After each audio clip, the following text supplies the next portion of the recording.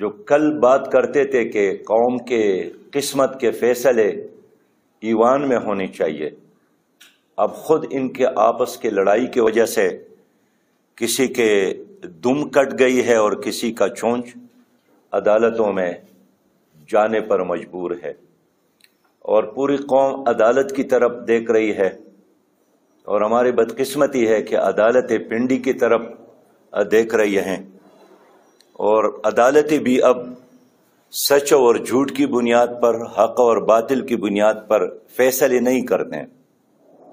عام آدمی بھی محسوس کرتا ہے کہ وہ بھی فریقین کو اکاموڈیٹ کرتے ہیں، اور ان کی اس کارکردگی کی وجہ سے بین الاقوامی سروے میں، رینکنگ میں ہمارے عدلیہ اب 130ویں نمبر پر آیا ہے۔ یہ انتہائی افسوس کی بات ہے اور خطرے کی گھنٹی ہے۔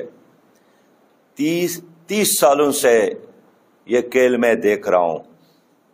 ہمارے ملک میں جو ادارہ اپنے آپ کو طاقتور ادارہ کہتا ہے، وہ اسٹیبلشمنٹ بھی اس کھیل کا ایک حصہ ہے۔